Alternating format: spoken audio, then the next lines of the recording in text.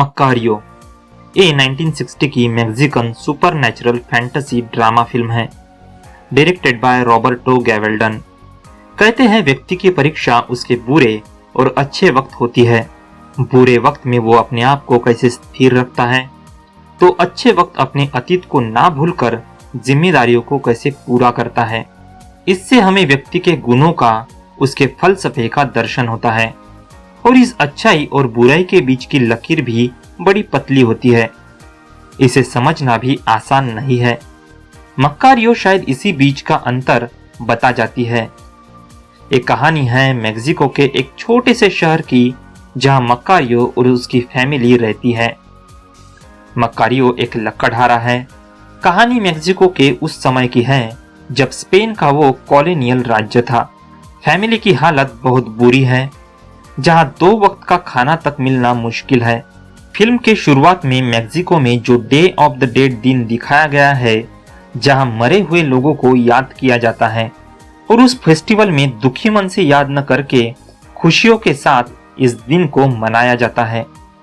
हर तरफ खुशी होती है तो मरे हुए लोगों को पकवान चढ़ाए जाते हैं। भूखमरी से पीड़ित मक्कारियो ये सब देखता है तो उसे अजीब ख्याल आते हैं। तो मन ही मन वो निश्चय करता है, जब तक एक पूरी रोस्टेड टर्की उसे अकेले खाने को ना मिले वो कुछ नहीं खाएगा। वो कहता है, मैं पूरी टर्की खाना चाहता हूँ, जिसे मैं किसी के साथ ना बांटूं, यहाँ तक कि अपने बीवी बच्चे के साथ भी नहीं। जाहिर सी बात है, ऐसी गरीबी की हालत में पूरी टर्की उसे अकेले मिलना कठिन बात थी। मक्कारियो की पत्नी उसके बात से परेशान थी और उसकी इच्छा पूरी करने के लिए जहां वो काम करती थी वहां से एक टर्की चुराती है। आखिर मक्कारियो का सपना पूरा होने को था। लकड़ी काटने जा रहे मक्कारियो को उसकी पत्नी वो रोस्टेड पूरी टर्की देती है। मक्कारियो खुश होता है। जंगल जाकर मक्कारियो जब टर्की खाना शुरू करने ही वाला होता है, 3 लोग एक एक करके उसके सामने आते हैं। पहला, जो कि डेविल होता है और मक्कारियो को लालच देता है। आधी टर्की को वो अपने लिए मांगता है।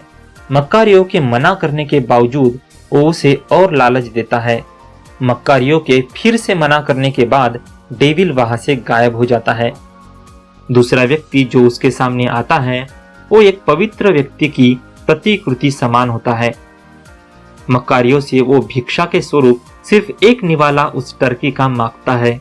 मक्कारियो समझ जाता है कि ये व्यक्ति स्वयं एक भगवान का स्वरूप है और आप मेरी सिर्फ परीक्षा ले रहे हैं, लेकिन आप मेरी व्यथा को समझिए। ये मेरी बरसों की इच्छा और भूख है, लेकिन आपके लिए केवल एक मांस का टुकड़ा। इतना सुनकर वो पवित्र व्यक्ति वहां से चला जाता है।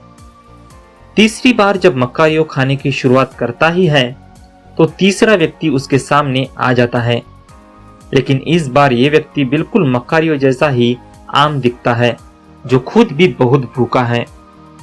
और पता नहीं मक्कारियो के दिमाग में क्या आता है, वो उस व्यक्ति से टर्की शेयर करता है। दोनों खाना खाते हैं। वो व्यक्ति खाने की तारीफ कर पूछता है कि तुमने मुझे ही खाने पर इनवाइट क्यों किया, और जो पहले 2 थे उन्हें क्यों नहीं। मक्कारियो कहता है, पहला मुझे बेवकूफ बना रहा था, तो दूसरा स्वयं ही पूरी धरती का मालिक था, लेकिन तुम भूखे थे, शायद मेरे से भी ज्यादा। मक्कारियो की बातें सुन वो व्यक्ति जो खुद डेथ को रिप्रेजेंट करता है, मक्कारियो से खुश होकर उसे इनाम देता है। वो व्यक्ति मक्कारियो को ऐसा जादुई पानी देता है जिस पानी से कोई भी रोग एक बूंद से ठीक हो जाएगा। जब भी तुम किसी को ठीक करने जाओ और अगर मैं उसके पैर के तरफ दिखूं, तब तो तुम उसे ठीक कर पाओगे, लेकिन अगर मैं सिर के तरफ दिखूं तो कोई इलाज, कोई पानी उसे नहीं बचा सकता। मक्कारियो हैरान होकर ये सब सुन रहा है और अपने घर आता है। देखता है उसका बेटा कुएं में गिरकर बेहोश हुआ है। वो दिए गए पानी से पहली बार किसी को ठीक करने की कोशिश करता है और उसका बेटा ठीक हो जाता है। इस दरमियान मक्कारियो अपना लकड़ी का काम जारी रखता है तो जादुई पानी से इलाज की बात भी फैलती जाती है। बड़े बड़े रसूखदार मक्कारियों के पास आते हैं और बड़े बड़े दाम देकर अपनों को ठीक करते हैं। मक्कारियों की हालत अब कई ज्यादा ठीक हो चुकी है। बड़ा सा घर है, जिंदगी आराम से चल रही है, तो बड़े बड़े लोगों को ठीक करने का सिलसिला भी चल रहा है। जिस पवित्र काम की शुरुआत उसने अपने बेटे को बचाकर की थी, अब वो सिलसिला सिर्फ अमीरों तक जाकर रुक चुका है और अपने दानी काम को उसने व्यवसाय बना दिया है। मक्कारियों अपने पास बचे हुए पानी को अलग अलग छोटी शीशियों में भरकर रखता है, जहां एक शीशी वो अपने परिवार के लिए रख देता है। इसी बीच चर्च का एक पक्ष सामने आता है और मक्कारियों को पाखंडी और धर्म के खिलाफ जादू टोना करने का आरोप लगाती है। सरकार के लोग मक्कारियों के घर की छानबीन करती है, तोड़फोड़ करती है और जिन शीशियों में पानी रखा गया था उसे भी बर्बाद कर देती है। मक्कारियों अपना पक्ष सरकार और चर्च के सामने रखता है, लेकिन चर्च के लोग एक प्लान करते हैं। कई बीमार लोगों के बीच एक अच्छे इंसान को रखते हैं और मक्कारियों को बताने लगाते हैं कि इनमें से कौन कौन मरने वाला है। जो अच्छा व्यक्ति रखा गया था उस साजिश और झूठ से काफी परेशान है और घबराया हुआ है। मक्कारियों उन सब को देखने के बाद और डेथ के इशारे के बाद जब मक्कारियों उसी व्यक्ति की मौत की भविष्यवाणी करता है तो मक्कारियों को माफी दी जाती है, लेकिन वाइसरॉय के बेटे को ठीक करने की जिम्मेदारी भी उसे दी जाती है। अपने परिवार को बचाने के लिए रखा पानी लेकर मक्कारियों वाइसरॉय के बेटे को बचाने जाता है, जहां डेथ बेटे के सिर के तरफ खड़े हो जाती है। मतलब वाइसरॉय का बेटा नहीं बच पाएगा। एक बार फिर मौत की तलवार मक्कारियों पर खड़ी थी, तो वो वहां से भागने की कोशिश करता है। भागते समय वही डेविल और पवित्र व्यक्ति सामने आते हैं और कहते हैं कि ये सब तुम्हारी करनी की वजह से है। अपनी करनी से मत भागो, जो तुमसे मर नहीं सकता उसके बारे में सोचो। अपनी करनी को तोलो और उसे न्याय दो। आखिर में भागते भागते मक्कारियों डेथ के टेरिटरी में आ पहुंचता है, जहां डेथ उससे कहता है, मैं अब तुम्हारे साथ हूं, पहले से कई ज्यादा। वहां कई मोमबत्तियां जल रही है, जहां डेथ कहता है, ये मानवता है, जहां जीवन धीरे धीरे जल रहा है। कभी कभी युद्ध के तूफान तो कभी प्लेग की हवाएं इन्हें कमजोर करती है, लेकिन यहाँ शांति है। हर मोम अलग अलग है, निर्भर करता है उनके कार्यों पर। वही वो वाइसरॉय के बेटे की कैंडल और मक्कारियों की अपनी कैंडल भी देखता है। मैंने जो अमूल्य तोहफा तुम्हें दिया था तुम उसे समझ नहीं पाए। मक्कारियों अपनी मोमबत्ती देख डर जाता है, कभी भी वो बुझ सकती है। उसे अपने हाथ लेकर उसे बुझने से रोकने की नाकाम कोशिश वो करता है, लेकिन यहाँ एक बड़ा सरप्राइज रिवील होता है, जहाँ फिर से हम उसी दिन पहुंचते हैं जिस दिन मक्कारियों टर्की लेकर जंगल आया था, जहाँ कुछ लोग और वाइफ मक्कारियों को ढूंढ रहे हैं। मक्कारियों मूर्छित अवस्था में पड़ा मिलता है, जहाँ उसकी वाइफ अपनी सांत्वना प्रकट करती है, अपना प्यार जाहिर करती है। जहाँ मक्कारियों द्वारा टर्की के किए 2 टुकड़ों में से मक्कारियों का हिस्सा वैसा ही पड़ा है। और फिल्म एंड होती है। फिल्म की कहानी को देखे तो काफी प्रभावित करती है, जहां हमें एंटरटेनमेंट के साथ साथ दार्शनिक संदेश भी दे जाती है। मूवी को थोड़ा डीपली समझा जाए तो शुरुआत में हमें संस्कृति के नेगेटिव शेड को दिखाया जाता है, जहां मरे हुए लोगों के लिए पंच पकवान है, लेकिन वही जिंदा लोग भूखमरी का शिकार है।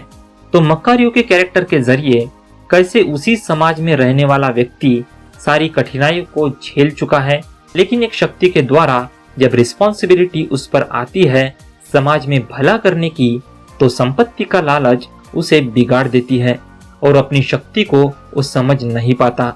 बेशक आपके मन में सवाल होगा कि मक्कारियों के साथ जो कुछ दिखाया वो सच था या कल्पना, तो वो सब एक कल्पना मात्र था, लेकिन अंत में जो कुछ टर्की के साथ देखते हैं, बेशक वह मक्कारियों ने किसी के साथ तो वो शेयर किया था और वो एक अच्छा इंसान था।